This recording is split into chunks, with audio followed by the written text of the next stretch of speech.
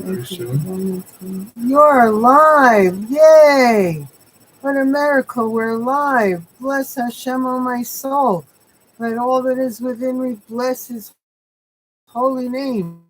Okay, so today's Chassidus, and I'm moving the camera over to my husband. He's here waiting for us to begin. So enjoy the class.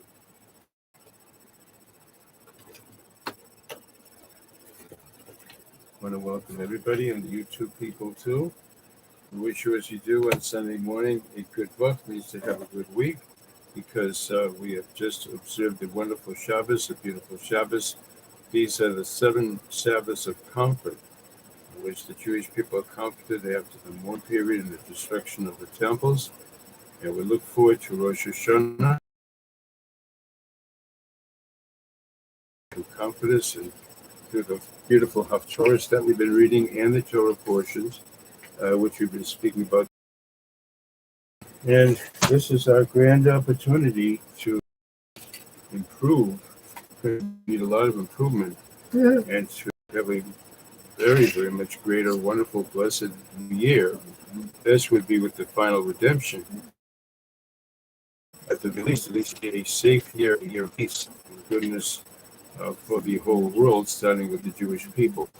I know that one of the rabbis mentioned, where is Rosh Hashanah mentioned in the Torah, and the verse that I always quote is with regard to Tishrei, which is the 7th month actually. Passover is the 1st month, and Tishrei is the 7th month, and we have the verse in the book of Numbers, Yom Truah, the day of the sounding of the shofar, Yelachem. Yom Truah Yelachem, the day of sounding of the shofar. So the shofar is this great, great, wonderful announcer. You need to be a little louder. This great announcer and a great wake-up call. The wake-up call for us all, and we don't even wait for Rosh Hashanah. We begin sounding the shofar in the month of Elul, as the Jewish people did. You'll find this goes all the way back to the mistake of the golden calf, which we really messed up it very, very badly. And Moshe Rabbeinu, with his great love for us, would not take no for an answer from the Almighty. And he prayed and prayed and prayed for actually 80 days. 80 days trying to talk the Almighty into forgiving us. Here we were given the Holy Torah. We were married by the Almighty, and we broke our marriage vows right away, just 40 days later. And the Almighty was so infuriated with us, he wanted to eliminate us and start a whole new Jewish people over from Moses. Moses wouldn't have any of that. He would not have any of that, and for 80 days, he was begging the Almighty until finally he was told on Rosh Chodesh Elul to come up and bring up blank tablets of stone, the beautiful sapphire stone, in which the Almighty would engrave upon them the same 10 commandments that were on the original ones which he had broken. Moses had broken, to say that this is like the marriage contract. I'm ripping up the marriage contract, and the Jewish people need some excuse, some way to be able to survive. That's how great our leader Moses was. It's just far beyond any kind of human comprehension of how great and how wonderful he was. And because he was so great, the Almighty listened to him.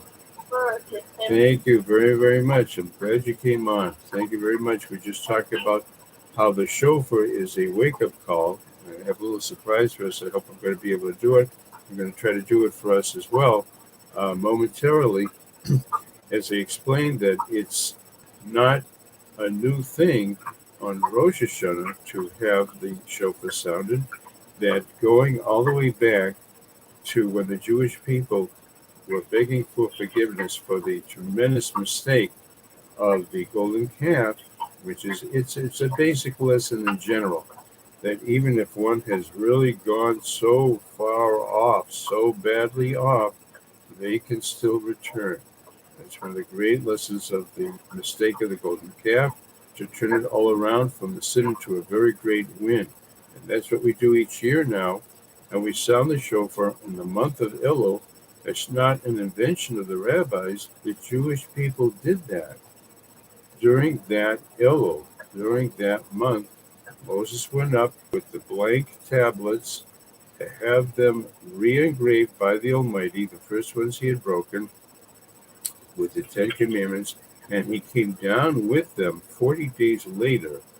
He went up on Rosh Chodesh, came down 40 days later on the Day of Atonement. That's why that day is such a powerful day. No matter how far flung a person has gotten, how distant they are from the basic principles of Judaism, and not only that, even from the Noahide commandments, just so distant from basic morality and decency. The 7 Noahide commandments, we mention them so often because you and I have an obligation.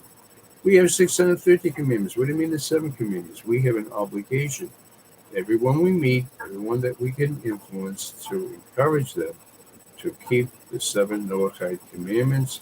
And today, with such a world that is so corrupt, and so mixed up, and so filthy, and so actually polluted with wrong ideas and wrong behavior, we have a grace everyone that we can.